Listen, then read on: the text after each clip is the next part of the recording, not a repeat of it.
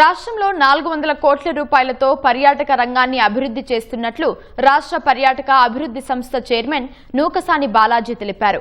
Gandikota, Suryalanka beach సహా ప్రకాశం జిల్లాలో గుండ్లకమ్మను పర్యాటకంగా అభివృద్ధి చేస్తున్నట్లు చెప్పారు. ఏపీని అంతర్జాతీయ పర్యాటక కేంద్రంగా మార్చాలన్న ముఖ్యమంత్రి చంద్రబాబు లక్ష్యానికి అనుగుణంగా పనిచేస్తున్నట్లు చెప్పారు. టోటల్గా ఆంధ్రప్రదేశ్లో గౌరవ ముఖ్యమంత్రి చంద్రబాబు నాయుడు గారు టూరిజం ప్రమోట్ చేయడానికి ఒక టూరిజం పాలసీని కూడా తీసుకొచ్చారు. దాని ద్వారా ఈ పవర్ ఎగ్జంప్షన్స్, జిఎస్టీ లేదా క్యాపిటల్ సబ్సిడీ, లోన్లు ఇవ్వటం, దానివల్ల సబ్సిడీ ఇవ్వటం, ఇవన్నీ అంటే ఇన్వెస్టర్స్ ఇతోధికంగా వచ్చి ఆంధ్రప్రదేశ్లో టూరిజం డెవలప్మెంట్ ప్రమోషన్ కోసం ఇన్వెస్ట్మెంట్ చేయటం. తద్వారా కన్ఫెడరేషన్ ఆఫ్ ఇండియన్ యూనివర్సిటీ సమ్మిట్లో, సిఐఐ సమ్మిట్లో 19,000 కోట్లతో పెట్టుబడిదారులు ముందుకు రావడం, ఎంఓఏలు చేసుకోవడం జరిగింది.